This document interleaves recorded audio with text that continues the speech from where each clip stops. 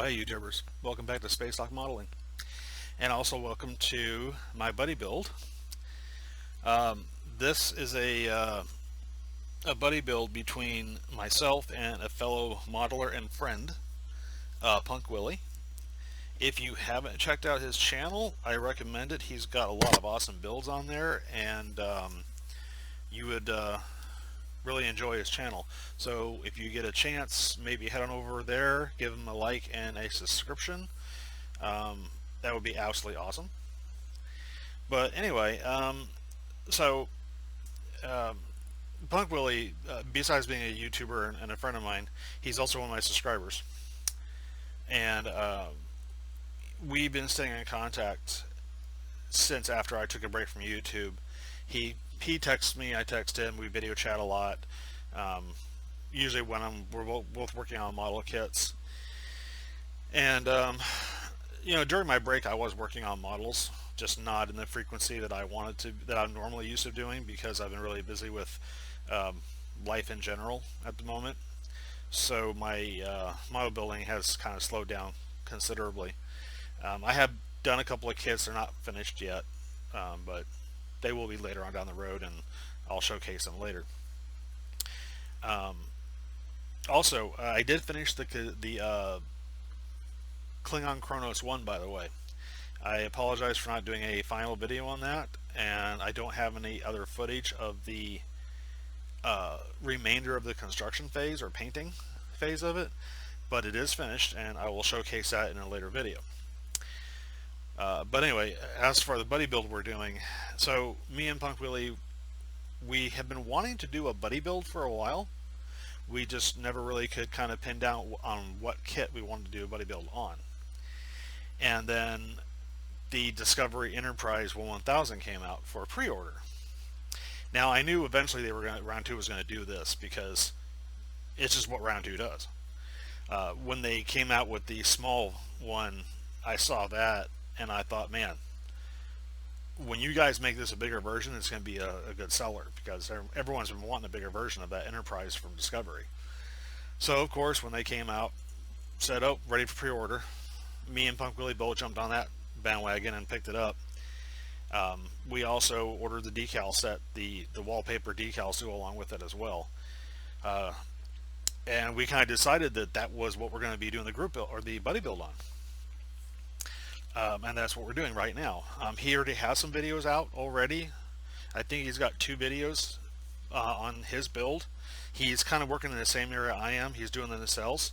He's a little further along than me, because again, I've just been really busy and not had a lot of time to devote to this. So anyway, what I'm working on now, and I've already finished these, and I apologize, I don't have any progress videos on what I did to the Bazaar collectors, because I did do a video on that of how I wired this up and put the lights in, and the footage disappeared. I don't know where it's at. It's not on my computer. It's like it never was there, and I don't know if my computer is alive and just decided to get rid of it or what, but it's gone. So I don't have any footage. So what I will do is I will kind of go step by step how I did it, and if you have any questions about anything as far as the procedure, what I used, or where I got my equipment or my supplies from, just put them in the comment section below and I will answer them for you. So for starters, as I stated, we didn't get neither one of us actually picked up the lighting kits for these models. For me, it was affordability. I couldn't afford the kit. It was very expensive, and I just already spent a pretty good chunk of money on the kit and the decals, so I thought I really can't afford another $80 some. So I'm choosing to do my own lighting on this kit, which is relatively simple to do. It's not that hard. As far as the Bazaar collectors go, let me get these out of the way. So in the kit, you have 3 components for the Bazaar collector and the housing that normally is accommodated for the motor. You have the front collector, you have the housing, and then inside here you have a shaft that fits right behind where that little hole's at right there. It fits right behind there, and that's designed to accommodate the front dome, which slides down into the motor. So I did put that in because I needed that for a guide for this dome. And what I did was I got some 5mm flickering red LEDs. Now you can use SMDs for this process if you choose. I did not, because I didn't have the kind I wanted. I have red, but I didn't have flickering, and that's what I wanted, is the flickering reds. So I took 4 of these, 4 per Buzzard collector, so a total of 8. And I just took a little simple, this is a Harbor Freight Dremel. I simply just ground down, excuse me, I ground down the top and the bottom of the light, or the LED, to be fairly thin, and then I also ground down the tip to be flat. Now the trick with these, when you grind them down, if you use a Dremel, especially if you use a Dremel, be very careful. Don't go down too far. If you hit these electrodes, or these not electrodes, I'm sorry, these connections inside the light itself, or the plastic, you will destroy it and it will not work. So I tend to leave a little bit of plastic between the points, so that way there's really no chance of me damaging this light. And always test it as you're grinding it down, you know, test it on something to make sure it still works. So I did all that, and I came out with lights like that. I did have to apply a little bit of future floor polish to the front of these lights, just to bring back some of the clarity, because it was really frosted and it was cutting down the light considerably. So a little bit of future or any kind of gloss on there will work. It'll bring back the clarity. I just use future because it dries really rapidly. So I did 8 of these total. And then what I did was, let me find a pointer here. A pointer? I'll use my tweezers. I did have to modify these just a little bit. You may not have to with yours, but I found that it was easier for me to modify these. So these 4 little openings originally had a piece of plastic in the middle, kind of separating them and making them into basically 8 little square holes. I cut that little piece of plastic out and I cleaned it up, and then I painted the inside chrome silver, and then I put a gloss coat for reflective purposes. And I did that actually because the first time I hooked all this together, I wasn't getting very much light through there. It was very minuscule, and I didn't like it. I wanted much brighter light. So by cutting those back, I actually increased my light flow. So I did that, and that was all done. And I went ahead and after I ground these down, I went back with my Dremel and I just kind of ground out a little chamfer, like in the middle here of the LED, just enough to create kind of a half moon gully or divot. I did that so when I put it on the shaft, it actually conformed and made it easier to apply. So at this point, the housing's not on, but the center shaft that attaches in the middle there is on, the outer piece. And I take my light, and I just use a little bit of CA glue. I press it down, and I put it flush against the back of that opening right there, and I line it up to where, I line it up where the tip of the LED is pretty much within that opening all the way. And I did that all the way around. And then wiring was very simple. Just ran, each one of the LEDs were wired separately, with wire about out to here. And then when that was all done, I cut the wires same length, and I bundled the positive, negative, and then I attached a resistor to the positive side, and then attached a single lead. Same thing with the black, but without the resistor. I could have put resistors on each one of the lights individually, but I was afraid that I would run out of room and I wouldn't be able to put this inside the casing. So I just chose to do a resistor for all 4 lights, which worked out just fine. That was said and done. Now I have to light block this because all 4 of those lights are just bright. I mean, they're just shining right through. So I just wrapped them in some electrical tape. You can see inside there, the electrical tape. Gave it about 1 or 2 wraps, and then I just basically slid it into the housing, and it was a little of a snug fit, but it was able to slide in there all the way. Then I glued it with some Tamiya extra thin flush, or glued it with some extra thin, and then we were good to go. I will be putting some kind of filler in here though, just to block light, because it does get pretty bright back there. And then yeah, that's what I'm left with. And I did both of them the same way. Now let me go and turn it on for you, and I'll show you what it looks like. And this is running at 12 volts, by the way. You can run it at 9, but I prefer 12. All right. Now you can kind of see why I use flickering LEDs.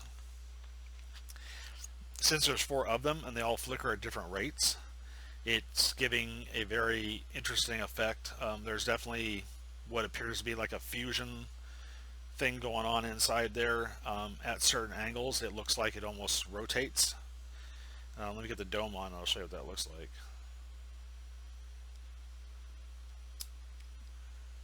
Okay, so there's the dome. And like I said, in certain angles it looks like it's almost kind of spinning, but mainly it definitely looks like there's something happening in there, which is what I wanted. I wanted some interest.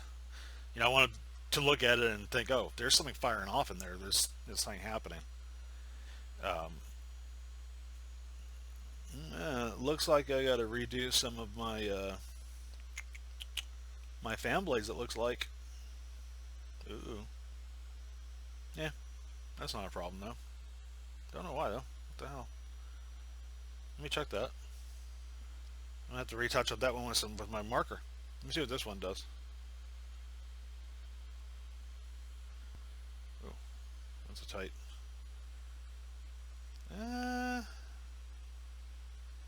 Yeah, I have to go back over those one more time with my Sharpie, but that's fine.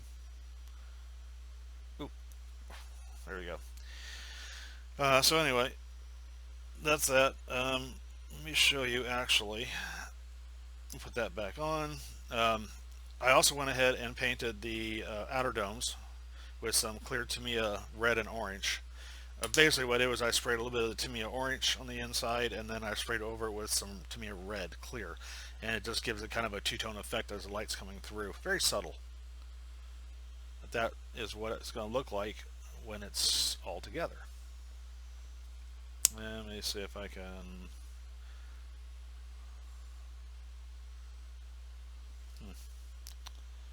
Yeah, trying to get it to where in the shadow. There we go. Get my finger out of the way.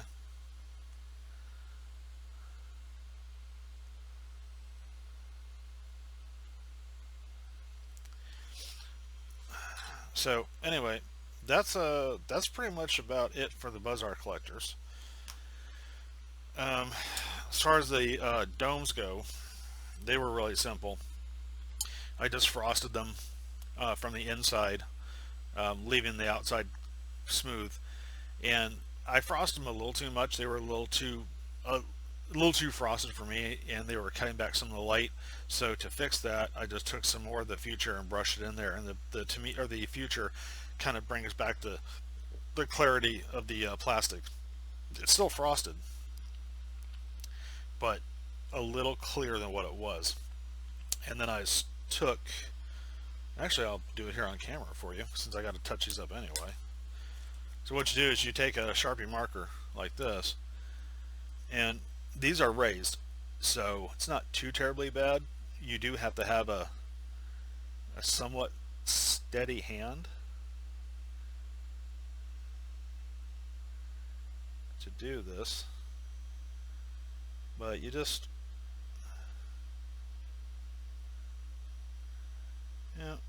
trace them, just cover the tops.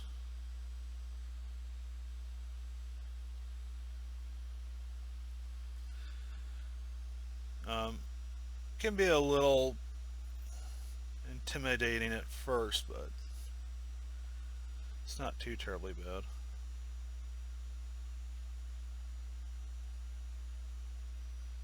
The trick is don't touch them right after you do this. Don't put your hand on it.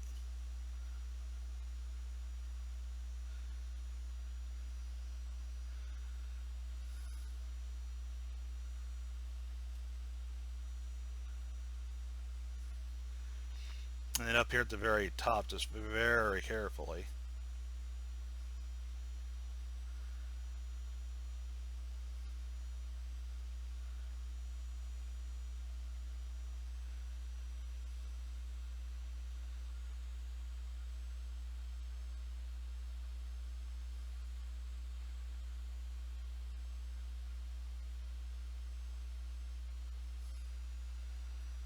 Let's see.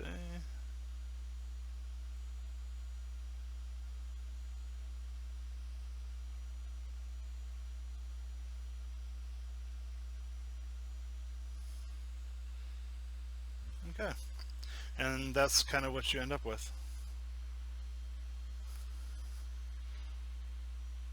If I can get it to focus. My camera does not like to focus very well. Okay.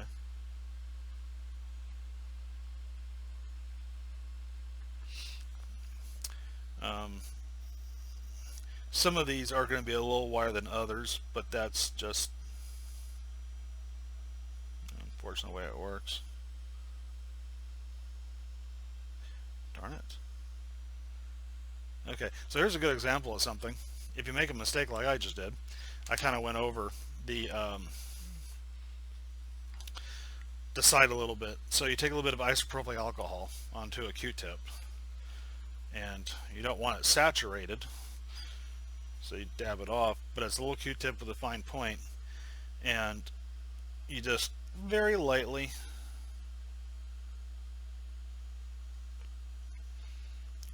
just go down the plastic, and very carefully.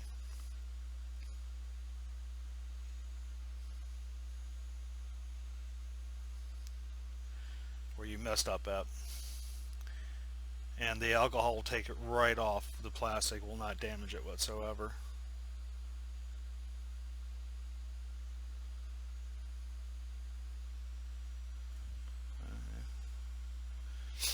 So that's one of the benefits of using the marker for this application, is the ease of cleanup in case you make a mistake. And we'll put that aside, and we'll do the next one. Let that dry for a few hours before you go back and touch it at all. But same thing. And just very, very gently just go over the top of the fins. And the good part about this is these fins are so highly raised off the plastic that it makes it fairly easy to outline them without making too much of a mistake. I mean, you still can make a mistake, but it's a little easier. My head's in the way, I apologize.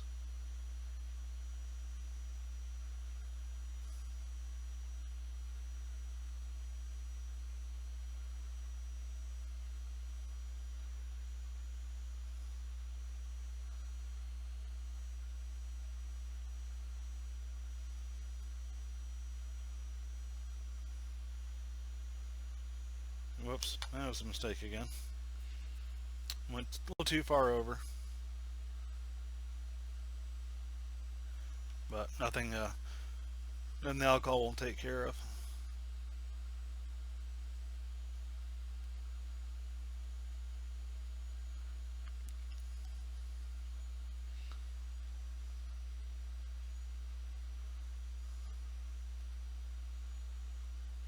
Alright, that's it. So again, a little Sharpie marker, like that, and then